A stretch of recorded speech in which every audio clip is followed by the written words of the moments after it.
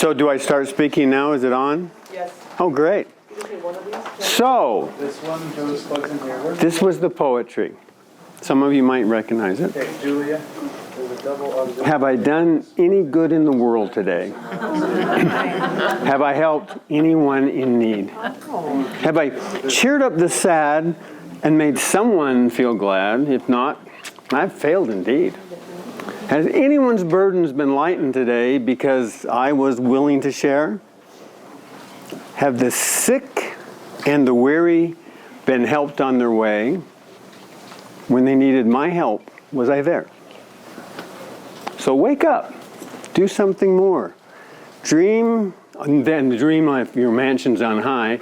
Doing good is a pleasure, a joy beyond measure, a blessing, of duty and love. And then I sang the next verse, but I'm not going to burden you with that one at all. So, my dad was born in 1909, and so he was, well, a little bit of a trial there. He was born, and then he and his sister were dropped off at an orphanage in Salt Lake. Oh. So he was only like 18 months old. And at the orphanage, each week they'd have visitors come to see if there's a child they wanted to adopt. And so the children would be lined up in a line, and unless there was a lot of them, then they were like stacked behind each other. And so the Christopher family, that's the husband and wife, came in and they were looking at the children, and then there was a little commotion in the back, and this little 18-month-old worked his way through the crowd, came right up and sat on Sister Christopher's lap. She goes, I guess this is the one we're going to take. And they said, well, no, this one comes with a little baggage. And that was that the request was from the mother that dropped them off was that they be sent together, so they'd have to take his sister. And Mr. Christopher was not happy about that. I don't know if he was happy about having the first one, But happy wife, happy life, and they were together, and so that's how he got named Christopher. He was 100% French. His dad was from the Paris area, and his mom was from Lucerne, French-speaking, Switzerland. So 100% French, and so he was Jean Ramon, and then they added Christopher to it. So John Raymond Christopher. So that's where he got started. And probably the first thing I got to talk about was he was, I guess, they lived up on Highland Drive in Salt Lake, up on the hill, and then you drop down to like 33rd, is it, or 39th. And anyway, they were up there on the hill, and it was a little more isolated then than it is now. And they had a snowstorm, and they were snowed in. That happened a lot. Problem was he was sick, and they didn't know if he was gonna live. And here there was this snowstorm that was terrible, and they were snowed in, and there was a knock on the door. And so this old gentleman was there, and he had a long beard and stuff, and he says, you have a child here that I am supposed to help you save. Wow. Wow. And he did. He did all the work and told him what to do and everything, And he immediately started getting better. And so he's recovering, and she went to thank him, and it's like he was gone. No footprints in the snow, nothing. But he said he has a mission that he has to fulfill. That's why I'm here.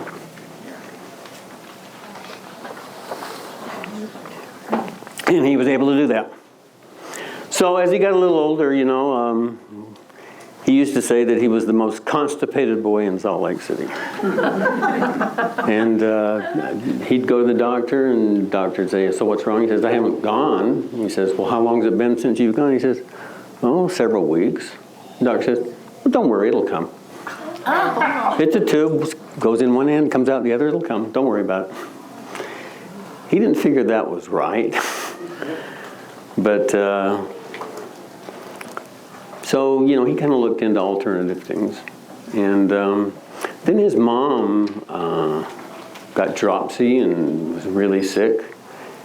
And another gentleman came to the door, but this one was just a local. He wasn't the same, and he's a guy, a real guy, you know. And he was a naturopath. And he really helped his mother out. But he was kind of an interesting naturopath. He was like always looking to see if anybody was watching or coming or anything, you know. Then he was arrested, and she didn't have any help anymore, and she died. So he had a good feeling towards naturopath. And before she had died, and one of the reasons he was probably as constipated as he was because they had their own cow and had as much milk and cheese and butter as they needed. And at any rate, he wasn't sure that was the problem. But so she asked him one day, she says, so what are you going to be? What do you want to be? You know, when you become an adult, what do you want to be? And he says, I'm going to be a doctor. She goes, yeah, right. She says, you can't stand the sight of blood. You don't even help with the cutting the head of chickens, you know. I don't know if you want to be a doctor, you know. He says, no, I'm going to be a doctor that doesn't do surgery. I don't have to need any blood. So, at any rate, that's where he was. So, at any rate, he worked at some health food stores and stuff, and wrote a little book called Just What Is the Word of Wisdom, and you know, started really getting into health. And then he was drafted into the Army. And that was hard on him and hard on the Army because he was a conscientious objector. And so, I mean, he was grilled on that, and they're like, so what if everybody was like you, you know? What if nobody would you know, take up arms? He says, then I guess nobody would get killed, wouldn't they? And at any rate, because of his working in a health food store and stuff and his background, they decided to make him a medic, which was great. I mean, again, he was a conscientious objector, so they put him on guard duty, and you know, they give him a gun. He said, I, you know, can't do that. You know, I would never use it. So they gave him a billy club, and he goes, "No, you could hurt somebody with that." You know, it didn't get him out of guard duty, but I mean, they had a tough time. He had a tough time. Any rate, so he learned all the procedures for sewing people up and everything, you know, and using the drugs and everything. And, so each week, he was shipped off to Fort Lewis, Washington. Good place. And yeah, okay. And at any rate, they would have meetings each week, and his commanding officer would bring him in. He was a cosmetic surgeon or something from New York area. And he just really disdained having to deal with all these non-professional people that they had to make medics. And so, anyway, he brought in a case of a gentleman that, while he was in the service, developed this impetigo contagioso on his head. And it's just scabbed up, and he lost his hair, and they took it off surgically, and it came back, and they used chemicals on it, and took it back. They worked on him for about a year, and they just couldn't get rid of it. So he says, I'll show you a case where, you know, sometimes there's just nothing you can do. And they're going to release him. And Salter goes, I didn't come in here with this stuff, and I'm not going home dirty like this. And he says, you'll do what we tell you to, and shut up. And I says, that's an interesting case. And I guess he'd had just about this much of Dr. Christopher. And he turns on him and says, I guess you could do something for this gentleman with some of your blankety blank blank blank herbs. He goes, maybe. He said, okay, challenge is up. You got a week. Take care of it. They spent a year and they couldn't take care of it, and they wanted him to do it in a week. Well, he got some black walnut hulls and made an extract with them, a real quick extract. And then he put bandages or gauze on his head and then soaked it with the black walnut, and then put more in, soaked it, and then put a tape around and just made this little cap he was wearing, put a hole in the top, and he never looked at it. He just kept putting more black walnut on. And he did that for almost a week because they had to make the extract. And so all the others, were like joshing him about, well, when's the unveiling? What are we going to see? And he goes, well, I don't know. I haven't looked. We'll have to see. So it came time for, everyone was there and anxious to see what's going to happen, including his commanding officer. And so anyway, he takes the tape off and lifts it off. And all that crusty stuff came off with the bandages. And his head was bald and like a baby's bottom. And a little few cuts and stuff, a little bleeding, but that's what happened. And his commanding officer, Colonel Shoemate, was so impressed that he let him in his dispensary use any natural things he wanted. I think he was going to do an experiment. So he was the only practicing herbalist in World War II that we know of.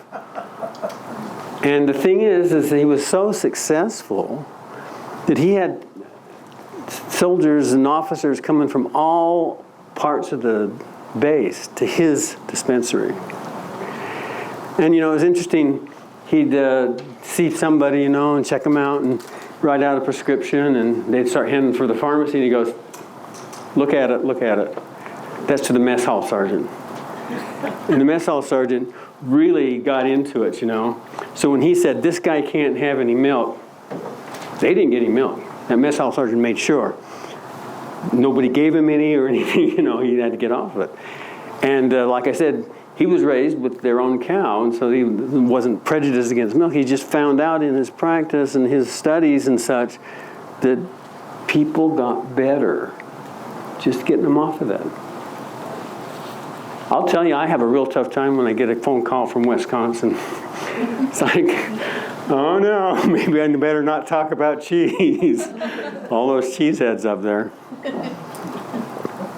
But that's just something unique. It wasn't inborn in him, and then my mother, her dad was a dairy farmer, and she went right along with him, and so us kids wouldn't never raised with that. In fact, I remember one time I was watching the Mickey Mouse Club, and the little kid was there's an advertisement. He was trying to carve into this brown thing, and I said to my dad, what's that brown thing he's working on? He says, well, that's cow.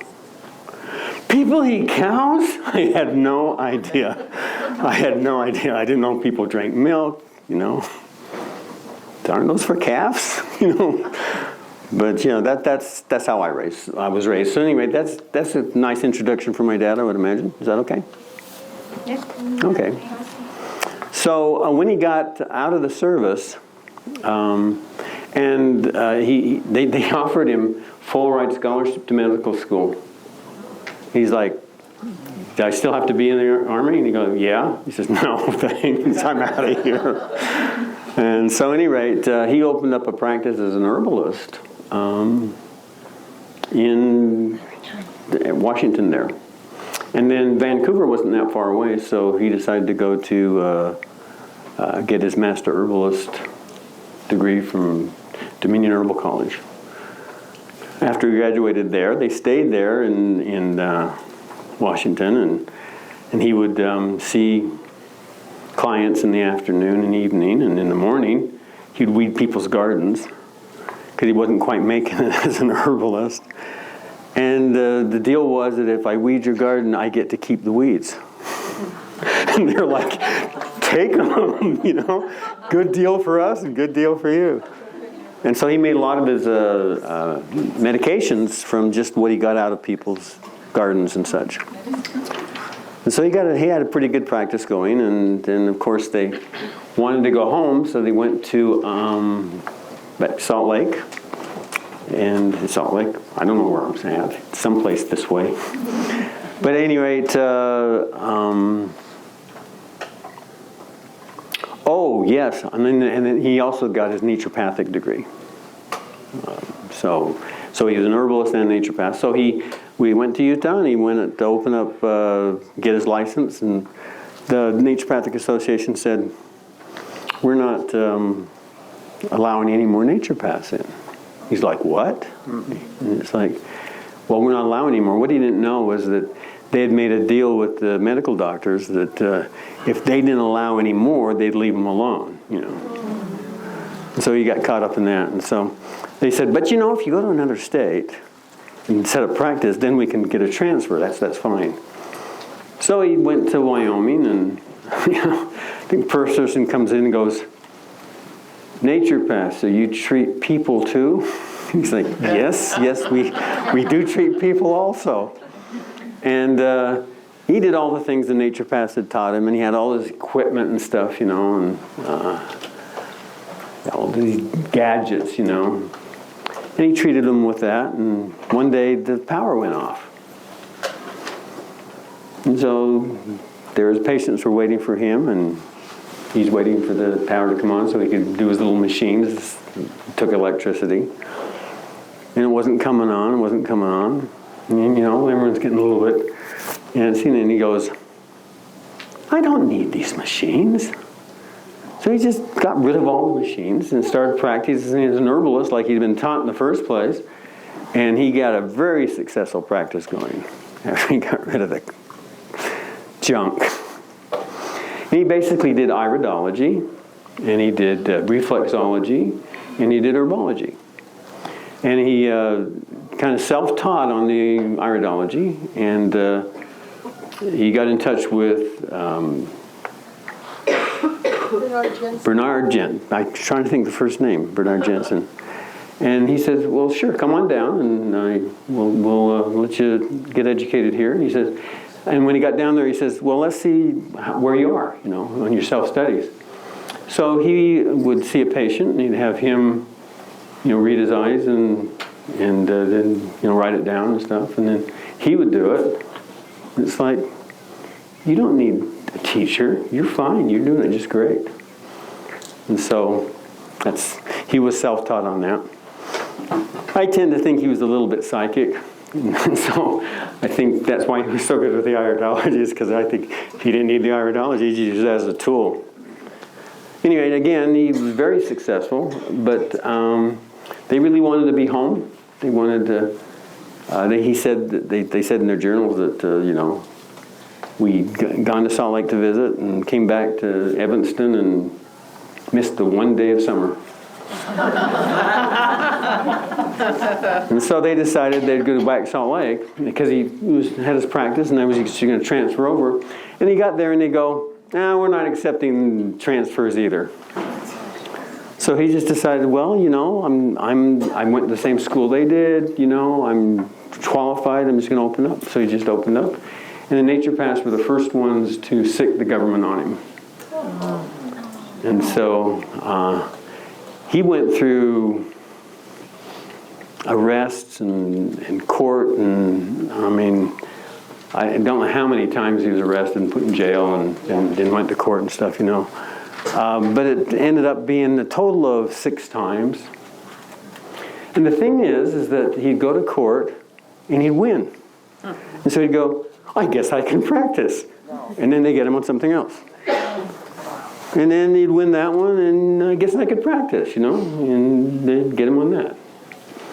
And so after a while, I think after about 4, he just goes, I better have to do something else, you know, to make a living for my family, because, you know, 5 little kids and stuff. And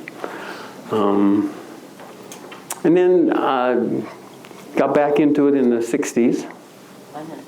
And again, he was arrested and charged, and he went through that one. And then his sixth one, they actually changed the law in Utah, and they made the health code of practicing medicine. They changed it so that even a mother, when she saw her child was sick with a cold or something, if she gave that child vitamin C, she'd be practicing medicine without a license. Oh, for crying. That's how tough they made the law here in Utah.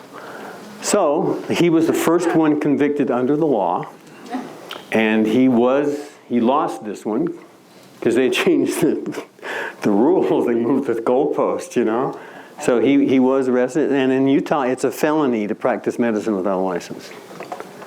So he got a felony against him. And when his time was served, they said, you know, you still cannot do this. And when he got out, and his probationary period was over, people in the area just loved him, and so they got together and had this big meeting room, and it was filled with people, and he went to lecture. Just lecture is all. And the person that organized it says, we have to cancel this. There are a number of state vehicles out in the parking lot. So they canceled it, and he decided, well, I'll just lecture everywhere else. So he just went all over the country lecturing. And it's probably one of the best things that happened because he helped a lot of people. I mean, there were people coming from all states in the United States to Salt Lake for his practice.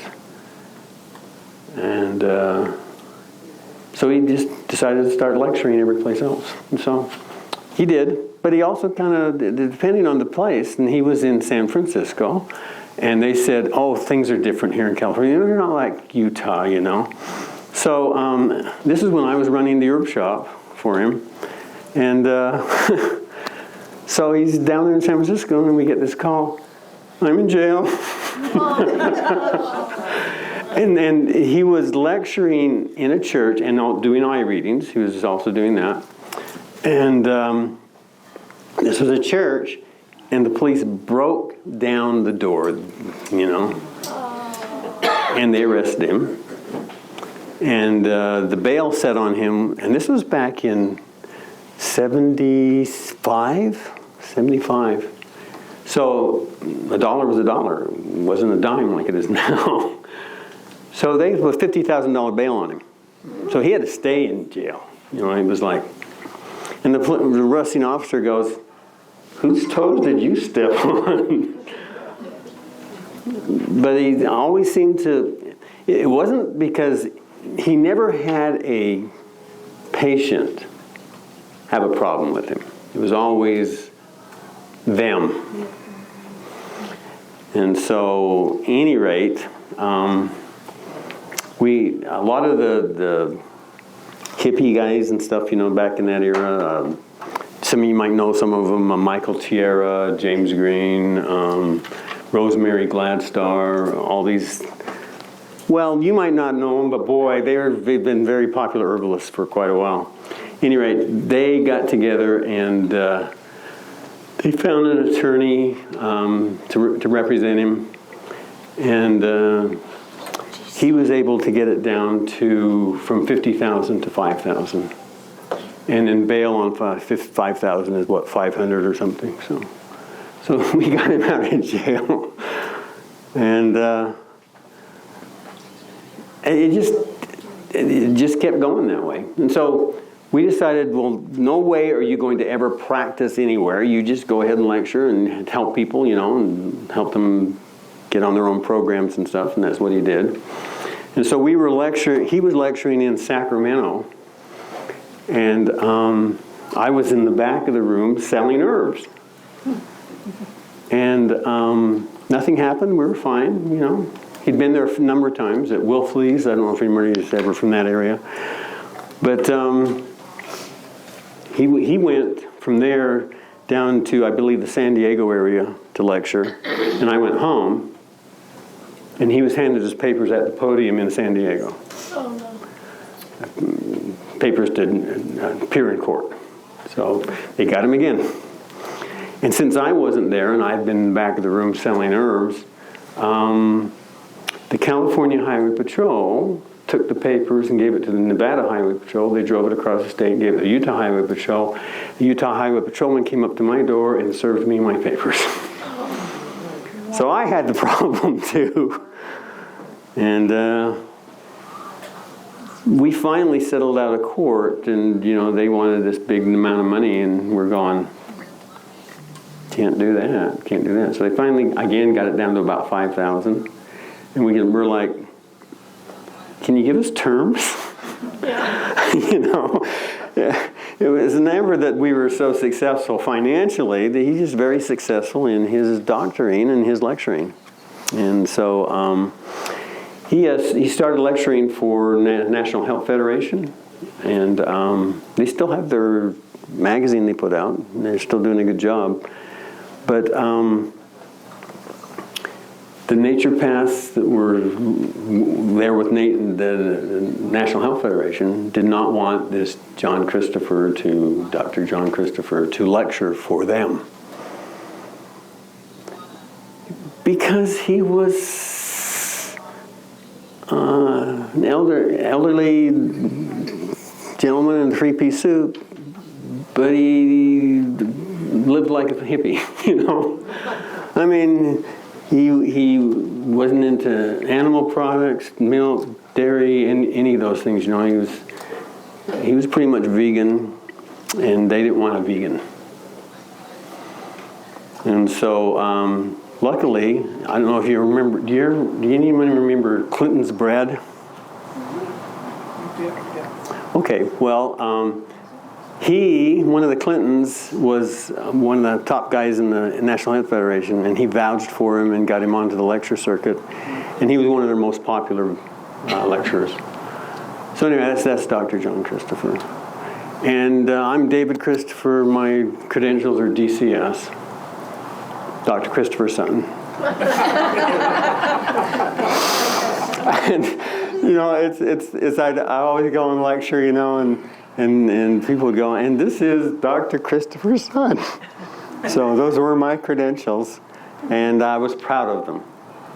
I am a master herbalist. I was running the herb business, and thought things were going great, and I had a lot to do, a lot on my plate, and my dad kept asking me to help him with his school. I'm going, well, I'm doing your publications company, and I'm doing your school, and I just don't really have time.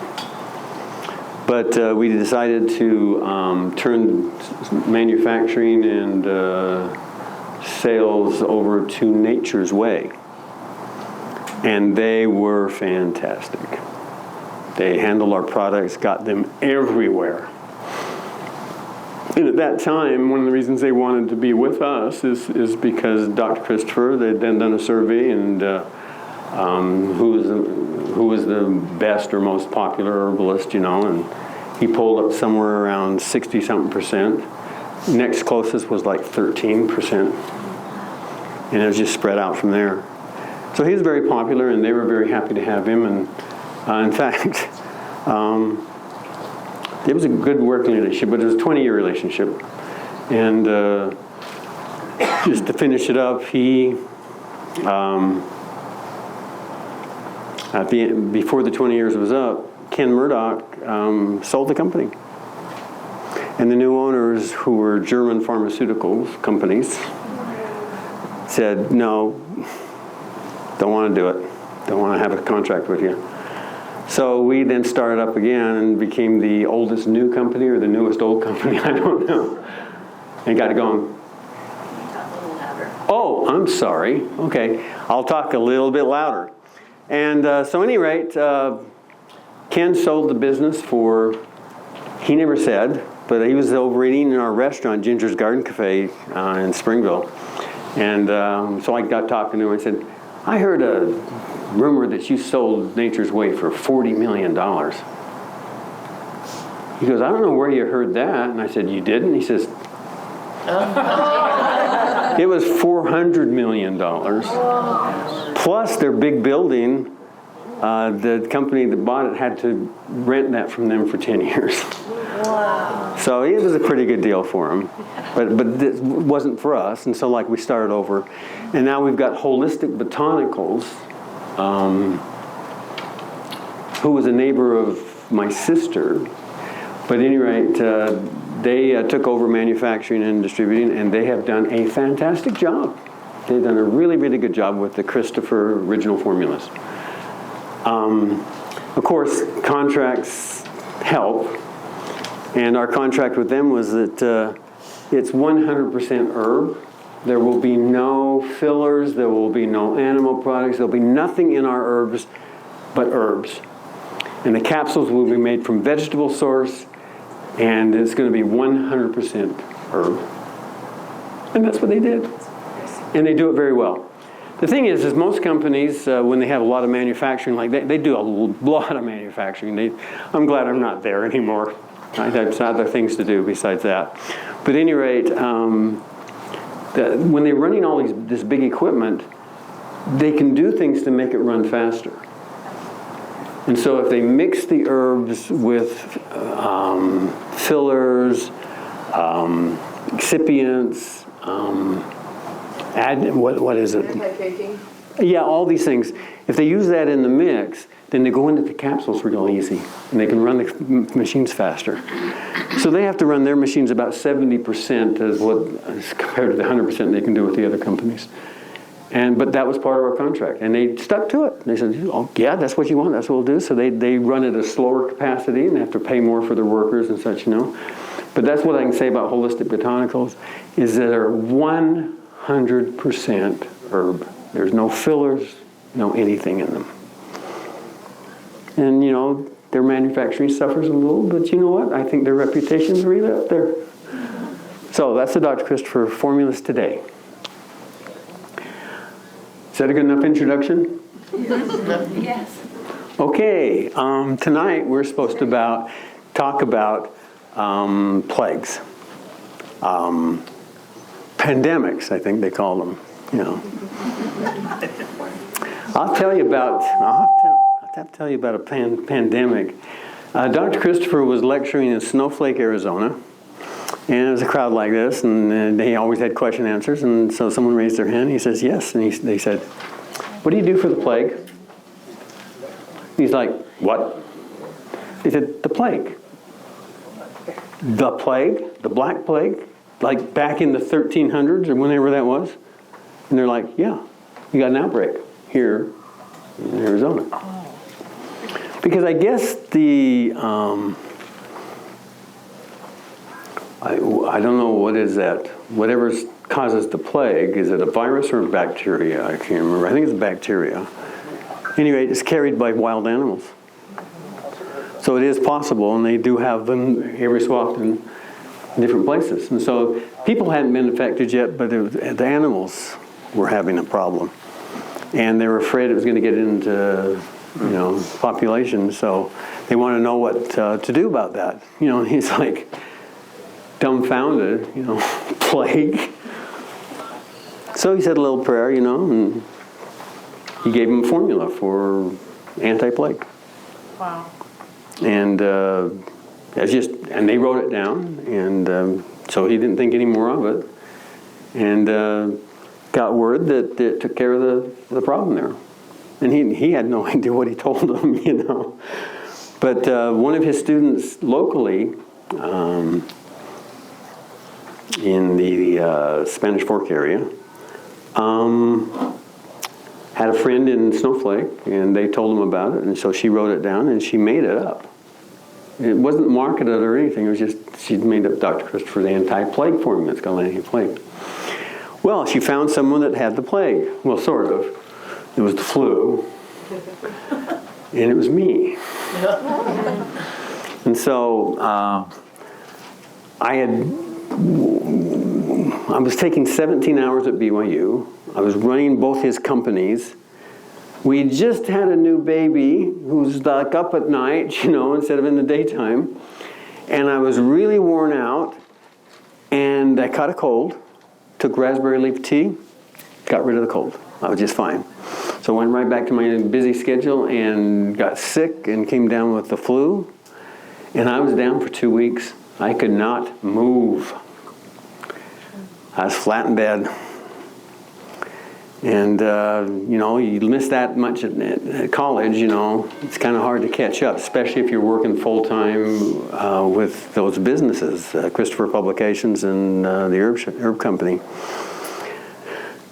So at any rate, Sandra Baker, I don't know if any of you know Sandra, but at any rate, she came over with this bottle of anti-plague, which, of course, I had never heard of, and this is something new for her, too. So she gave me this bottle, and she says, drink a lot of it down, So I took a big swig, and I shuddered. That was so awful. It tasted so bad. How could that ever sell? And it's one of their best-selling formulas. But the FDA doesn't let them call it anti-plague, of course. What do they call it? Super Garlic Immune Formula. Super Garlic Immune Formula. Oh, yeah. And I basically finished that bottle off that day. I just kept swigging it and just shuddering and shuddering. And next day I was up and gone, and I was doing everything I needed to do, withdrawing from school and everything else, And just to let you know the end of the story there, yes, I was so busy I couldn't get back to school. And I graduated with my daughter. So I finally graduated from BYU. Okay, that's me and Dad and everything. So yeah, anti-plague. And I'll tell you, we could end the lecture right now, and I'm just telling you, if something's going around, you take anti-plague. So when COVID-19 came around, and all the transportation was stopped and everything, they didn't run out of anti-plague, they ran out of bottles. They didn't have any bottles to put it in because of the supply chain. So they got these big old vats of anti-plague but nothing to put it in. And so one of his other formulas, his infection formula, it's XINFX is that one. That's what they started sending them until they could get the anti-plague. And people are calling back and they're going, no, I don't want anti-plague, I want that. And it became their #1 selling formula during COVID, was the XINFX formula.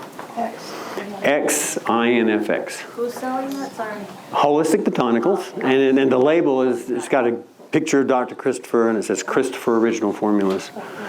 And every so often you have to change something because sometimes plants get on the endangered species list, and you just have to make a substitute.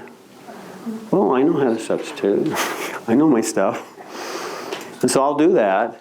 And sometimes the FDA goes, no. And you can't hardly buck that. Most companies won't. Comfrey is not illegal. But what they've done is they've gone to all the insurance companies and said, we're going to bust these guys if they use Comfrey. And so they can't get insurance on their products if they use Comfrey. So that's why you usually don't find Comfrey, except in, hippies that are doing it in their own. I don't know, are hippies still around? I don't know. But if we use Comfrey, we are, right? Oh, okay, yeah. It was really interesting. One of our employees was really upset with our restaurant and herb shop in Springville because they're a little hippie-ish, even though they're younger, She says, Dr. Christopher would never have hippies working for him. And I said, you didn't know Dr. Christopher. I said, that's who basically was supporting him. And we were in with their communities and stuff, so, yep. And I said, nope, they stay. And they're doing a fantastic job. Anybody ever gone to Ginger's Garden Cafe? Yeah. Oh, yeah, look at that. Yeah, she's got them coming from Salt Lake and every place, driving that far for a restaurant. But we don't call it a restaurant, we call it heaven. It's nice in there, and the food's good. So, yeah, anyway. So, yeah, he was very much supported by the younger people and also the older people, and everyone liked Dr. Christopher. Some of them like me. So, really, that is the number one thing I would say worked then, and it will work for anything. You know, people go, oh, no, but this is something special. This is, you've never seen this before. It's like, well, you know, I don't care if it's from a bat, or if it's from a pig, or it's from a chicken, or it's from a cow, or it's from a camel, because we were getting all those things, MERS and VARS and everything else, you know. And oh, this is going to be the next one, this is going to be the next one, you know. And everybody's going to die, you know. They've done the studies, and 50% of the people will die if they get this, you know. Ebola, that was another one. Remember that? Oh, they just kept trying to scare us, and you know. So when the COVID thing happened, you can look at it on I do a newsletter, and on my newsletter I'm going, Chicken Little, the sky is falling. Because I kept getting this with MERS and VARS and everything else, you know. Oh, this is going to happen, it's going to happen. You know, and you look at it, and it's like, no, it's not going to happen. And they didn't happen. Because one thing you have to understand are viruses can't kill you or they can't spread. You see. So the ones that are really lethal, that is you have to be like person-to-person contact, you know, to get them. Yeah, maybe 60, 70% of the people will die if they get in contact with it. But that's how it spreads.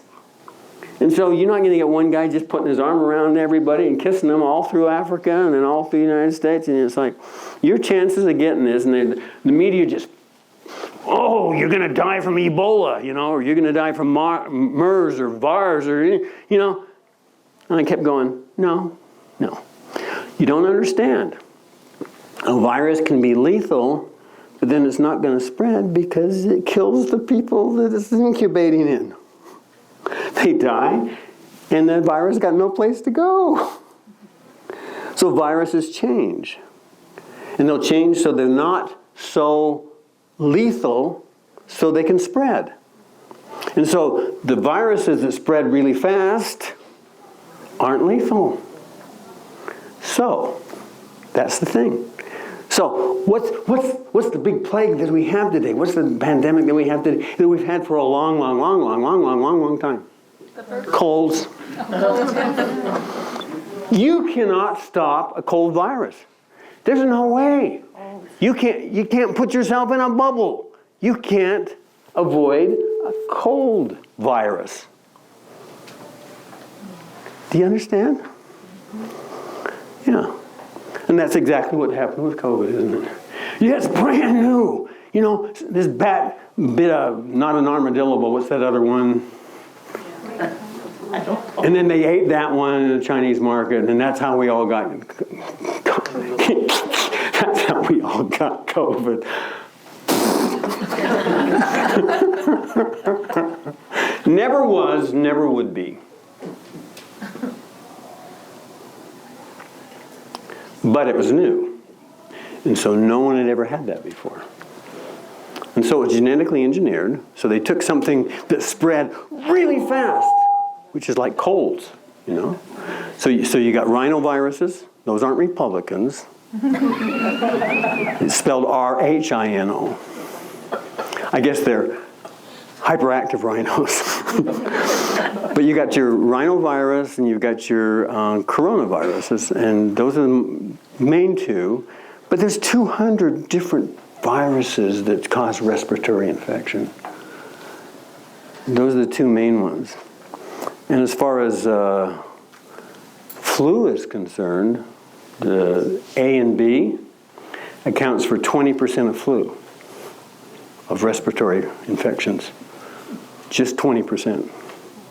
80% is going to be one of those other 200 viruses. What are we going to do? Make vaccines for 200 viruses? And you know, that's just those type of viruses. There are billions of viruses. We're going to make billions of vaccines? That's not possible. It's not practical either. So what do we do to prevent a pandemic again? Stop eating Fruit Loops. For Pete's sake, Captain Crunch. You know, I'll have people call me and I'll say, well, no, you know, if you want to get over that respiratory thing, you need to stop doing milk. But what would I put on my Captain Crunch? Well, that was the second thing I was going to tell you. Diet is so important to preventing a pandemic. We had a pandemic in our country because we eat that way. There's no ifs, ands, or buts about it. Thank God for RFK. Did he get approved? He is? Yeah. Anybody know? Yeah. Not yet. Not yet. They sure grilled him. I heard they gave him a standing ovation last night or yesterday. They did, yeah. The people did. The senators didn't. Senators surely didn't, but people, you know, people love him. Well, half of them did. But just like, Half the senators, well, not even all the Republicans are in on what he's going to do. You know, and he really gave it to Bernie Sanders, didn't he? Mm-hmm. It's like he named exactly how much money he'd taken from the pharmaceuticals, and it was like blah, blah, blah, blah. you could do that with all of them. Word sound. Oh yeah, that's the point. That's the point. That's the point. So it's all in the money, isn't it? And what's RFK into? Saving our children. It says we don't have Republican and Democrat children. We have children. We have to find out what's wrong here. And so you go back to the 50s, and how many of you know about anyone that had a peanut butter allergy in the 50s? I don't know. We all ate peanut butter sandwiches. I'm sorry. Lots of sugar in it. Skippy. At least you didn't get a lot of saliva with that one. No one was allergic to peanut butter. I don't remember anyone having a problem with peanut butter. Now everyone's got a problem. Not everyone, but a lot of people do. What happened? And why is it that none of these children back in the 50s, very few of them had chronic diseases? And why is it today? They all have chronic diseases. I did it again, sorry. I'll have to point this way next time. Just get her attention first. Why has everybody got chronic diseases today? Because they have their tonsils. Well, that's one thing. They don't have any tonsils. Oh, I didn't have any. I gave them away. Well, my dad, the doctors took out his tonsils, and guess what?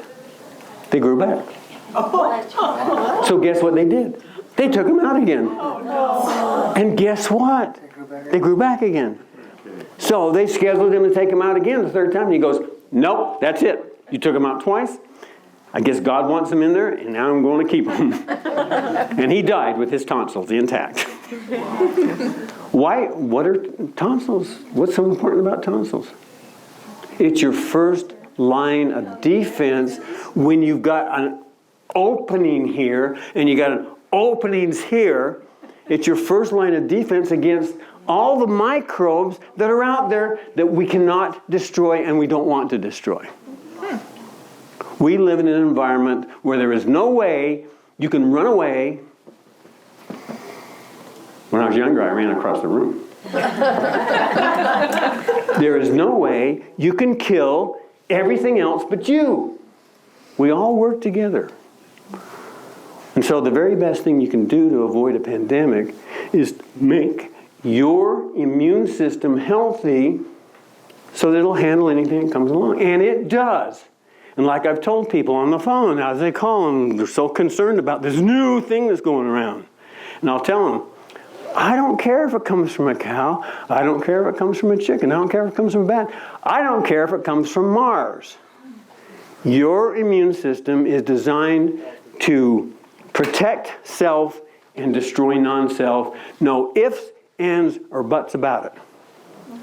Until now. Now there's a few ifs and a buts. You know. There was no such thing as autoimmune disease prior to the early 1900s. In fact, they had this one surgeon, he got all these doctors in, you know, he says, I have got to show you this. This man is, his immune system is attacking himself. You're never going to see this again. That's like number 5 on the disease list is autoimmune disease. What happened? What happened between the 50s and now? What happened between the 70s and now? What happened between the 2009 and now?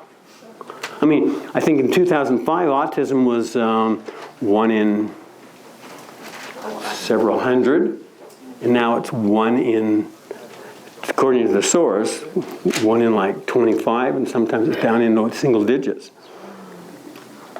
What happened? Acquired vaccine. And that's exactly what RFK said he's going to do. They said, oh, you're an anti-vaxxer. Where did that name come from? Them, the pharmaceuticals. No, brother. They made it up to make sure there's an enemy list. And now they're calling him an anti-vaxxer. And I've read his books. He's not against vaccines. I'm not against vaccines. I am 100% for giving someone who's healthy a little bit of disease so that when the disease comes, when the disease, Very good at this.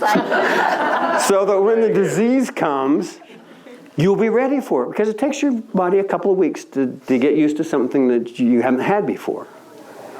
And once you've had it, they have these, your memory cells, T cells that are memory cells, that for the rest of your life will remember that. So I had the flu back in, it was 1900, yeah, 1925. I had the flu, and I never had the flu since. Because my immune system is working, and those T cells are going, I know that, and I don't have to wait 2 weeks for the immune system to decide what's the best thing to do to take care of it. It's there right now, until COVID. My body had never seen COVID before, as the rest of us had never seen COVID before. But you know what? 2 weeks, and my body says, I know what that is, and I destroyed it, and I'll never have that again. When I was in grade school, measles was a problem. But the death rate on measles had gone down almost to the very bottom before they came up with the vaccine, and it didn't change things. But at any rate, they did have a vaccine then. I'm not as old as you think I am. But they did have a vaccine then. And guess what? The neighbors had it. And my parents sent me over to play with the neighbors. Measles parties. Yeah, and I got the measles. And do you know what? I'm immune till today. I still got those T cells that say, I remember that. And I'm not subject to that. Are you going to mention the VRL? Yes. And also, were you going to mention on how to work with children? Is my time running out? Yes. Yeah, it's 7 o'clock. Is it 7 o'clock right now? Yes. Oh. So you have 5 minutes. We started 5 minutes later. Oh, I've got another 5 minutes. Well, I can do one thing. So with this last thing that came around, people ask me questions all the time. And I would do YouTubes and stuff. So they asked me what to do for this virus. For the COVID virus. Oh, okay. Or even for the vaccine. Because they were having problems with people reacting to the vaccine. So I did a YouTube on it, and they pulled it. Of course. Of course. And it's like, what? I thought, I knew they were pulling a lot of people's stuff, but I didn't know they would pull my stuff. Who's practically perfect in every way. What did you say? Well, I'll let you know right now, okay? So, looking at all the situations and all the things that were good for dealing with not only the virus but the vaccine, I came up with this formula. And the first thing I put in it was white pine bark. White pine bark. Why would I put white pine bark in? Did anybody use white pine bark around here? Is it an anodyne? Is it an anodyne? Well, it's antifungal, antiviral, antioxidant, anti-inflammatory, cardioprotective. So that's what we did for the vaccine, since the vaccine destroys your cardiovascular system. So I put this out, and then they pulled the video. Okay, white pine bark. Now, white pine bark is very, very, very popular back in the 1800s. They used it for everything. It was like a cure-all for everything. Today, we find out that white pine is one of your highest sources of shikimic acid. And shikimic acid is what's the precursor for making Tamiflu. Oh, how about that? So, white pine bark is in this formula. White willow bark. Why would I put white willow bark? Headaches. Pardon? Headaches. Pain. That's what it's used for. As far as white willow is concerned, the salicin that's in white willow, when you take it into your system, converts to salicylic acid. It converts to salicylic acid. Salicin converts to salicylic acid. And then they put a acetylene group on that. They attach that so it could bypass your brain barrier. Isn't it nice? Hey, we got a brain barrier, but we're going to find something to pass by. Deliver it where it shouldn't be. But white willow is where they got aspirin. What does aspirin do? It's a blood thinner. It's a blood thinner. What else is? And that's really good if all of a sudden you've got unnatural clotting going on in your vascular system, almost throughout your whole vascular system. If you've got this unnatural clotting, you want something like white willow. Yeah. Okay. Analgesic. It's analgesic. It blocks cytokines. Wow. So what's the problem? What's the problem with COVID vaccine? Oh, okay. What they did, it's not like any other vaccine that you've ever seen before, but what they did is they were able to take the spike protein and get the genetic code for it, and then make it synthetically in a lab, and then they were able to take and put that in a message, little lipid messenger that would go any place in the body. They kind of patterned it after pheromones. No barrier to pheromones. So they had this substance that they were able to put it in, it's like a pheromone, to deliver it anywhere in the body. There are no barriers. And since there's no barriers, guess what? Your skin's a barrier that can just go right out and give that message to somebody else. So at any rate, those are cytokines. That's a signal to your cell, and this one's a signal to your cell to make the spike protein. So you have the spike protein that attaches to your ACE2 receptors. And there's an affinity there for that. And so they took the spike protein and they did some manipulation with it so it's open, so it's more dangerous as the body would perceive, even without the virus with it. Your immune system looks at it as being very dangerous because it's in an open situation.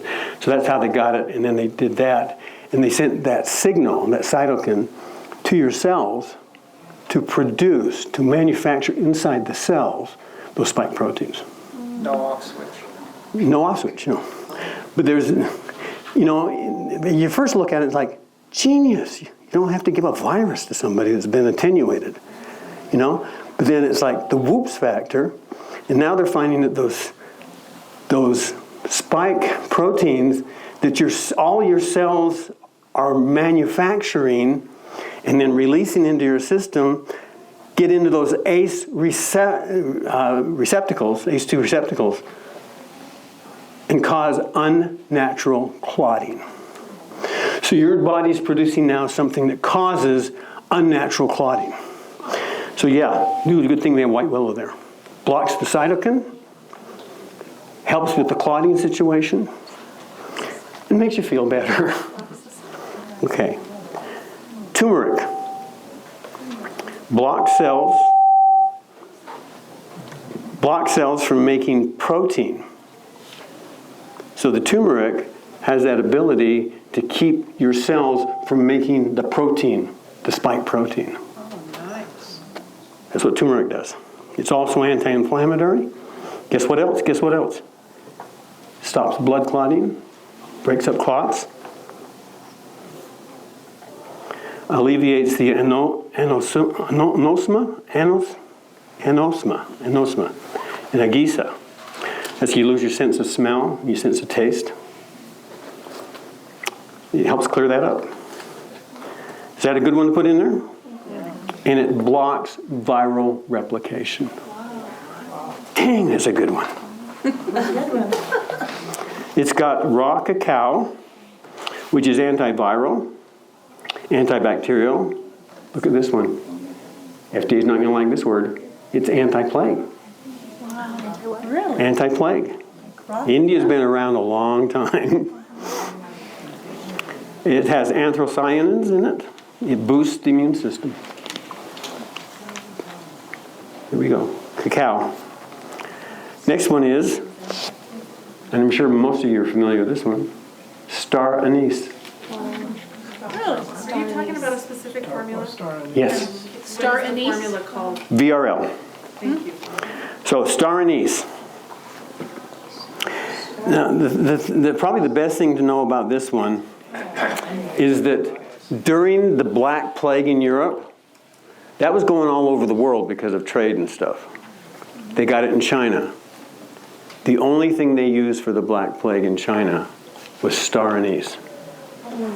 And guess what it has in it? It's the highest source of shikimic acid. Remember that? From white pine bark. So it's even got more. So we get two things with shikimic acid in. Well, you know, a lot of plants have shikimic acid, but these are the ones that store the shikimic acid. Shikimic acid is something that's just, plants have shikimic acid, but this is where they store it. Okay, the next one. Sweet Annie. What? Sweet Annie. Sweet Annie. How many of you know about Sweet Annie? What is that wormwood? Artemis? It's Artemisia annua. Annua. So the wormwood, Artemisia vulgare, works too. But this one's very specific. And they had this one doctor that was treating so many patients with, what is that? Ivermectin. And the person that was interviewing her, he says, so what if you couldn't get your ivermectin? She says, well, I would have them take Artemisia annua. And so here's another thing about Artemisia annua. They take from Artemisia annua a substance they call artemisinin. It's the chemical they take out of Artemisia annua. And guess what it is? Guess what it is? Anti-malarial. And that's why the ivermectin works. It's anti-malarial. So there's something else there besides a virus going on there. Got a double whammy. So we put Sweet Annie in there. Okay, Oregon grapefruit. You familiar with that? Grows up in the mountains here. When you go up in the spring, it's just, you see all this yellow, and it's this. What did you say, Oregon? Oregon grape. That's Mahonia repens, if you want the Latin name. Are you, I've heard that the bark can be as powerful as the root. Okay, the only thing they use on barberry, on Oregon grape, on golden seal, is the inner root. And so you've got this root, and it's brown, and that's not what they use. And then on the brown, there's this inner bark called this yellow. And that's the only thing they use. So like with golden seal, if it's this really brilliant yellow, you've got the right thing. If it's brownish, you got some of the bark. If it's pale, then you got some of the root. It's only the inner bark. Now you can see why herbs cost a little bit more money, because sometimes it's the only thing you got. I remember seeing this one about white pond lily, and they have to get in the water up to their waist, and then obviously go under to get the root, because that's the only thing they use on that is the root. That's why herbs cost money. Drugs, once they've come up with them, cost practically nothing. Yet they sell for what, $2,000 a month? Ozempic. And you know, as far as Ozempic is concerned, you know what it replaced? One of the most popular drugs in the world. Metformin. And so metformin, the problem with metformin is it's $39 for 100 capsules, 100 pills. Metformin is $2,000 a month. People go, I don't pay that much for it. No, you have a copay that's like $35, which means that somebody else is paying the $1,960 that's left. Taxpayers, hello? Okay, so it's got Oregon grape, which is antifungal, antibacterial, and then antibacterial, antiviral, and antifungal. So we hadn't mentioned that on any of the ones about being antifungal. So we got that one in there too. Now here's something really simple. You all know this one. You would think. Dandelion leaf. And the dandelion leaf blocks the interaction between ACE2 cell surface and the COVID's spike. So it blocks that, so it can't attach. Dandelion leaf does that. No, you're too. It looks like 15 to 7. I'm dyslexic. Okay. What does dandelion leaf do? It blocks what? It blocks that. It can't make the connection. It puts a block there between the receptor, the ACE2 receptor, and the spike. It gets in there and blocks it. Isn't that cool? And it's got heal-all. What is it? Heal-all. What's that? How do you spell that? Healall. Heal-all. You probably haven't heard of that one. Yeah, it isn't used a lot, but we read it, isn't it? So it's antiviral, anti-inflammatory, but it also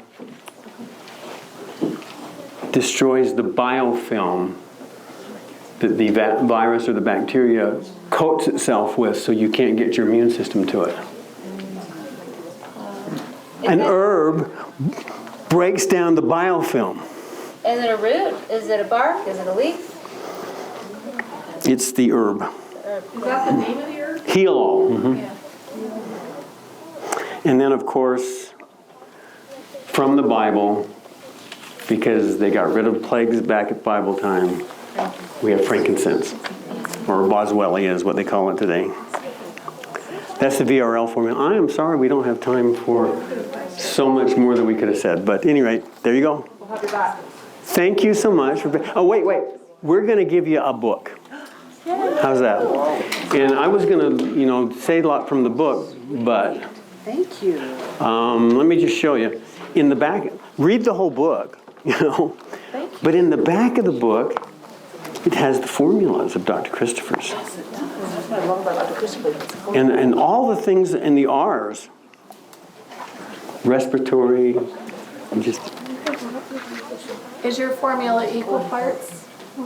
that I can't divulge.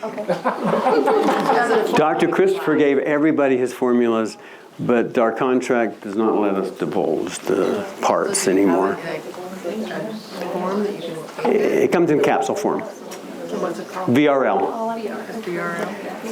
And at any rate, there's so many things in here for respiratory problems and nasal problems. And yes, Can you question. sell the book that you have your students have? That- Well, our students go through quite a few of our books.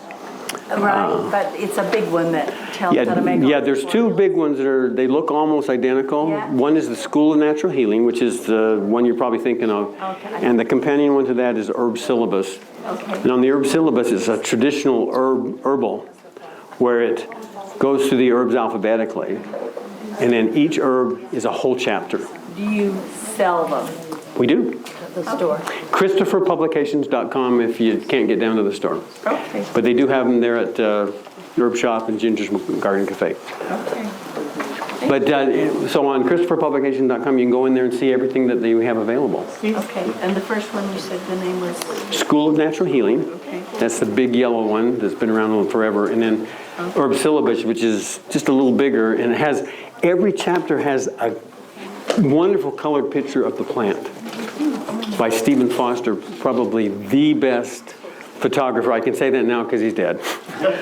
But he's the best photographer of herbs. You got another class going on after this? I am so sorry. We're doing a raffle. Oh, raffle. You can wait for a raffle. I'm taking another half up. I don't think so. We'll bring you back. No, this is great. We'll bring you back. Oh, you have a question right here. How do you do a newsletter every month? Yes. How do we do that? So you go to herballegacy.com and you sign up for the newsletter. It's $2,000 a month. Not. It's absolutely free. Okay. And it comes out on Wednesday. Every Wednesday, it'll come to your email. So you don't have to go anyplace for it. You don't have to open an envelope. It's right there, and it's free. And my podcast is free too. It's a Healthier You. And some people found it just by saying David Christopher, and they found it. It's on all the major, But be careful. I was looking on the internet for David Christopher's, and there's a band leader and a porn star. Yeah, I've seen those pictures. So don't get the porn star. Get the David Christopher Master Herbalist. Thank you.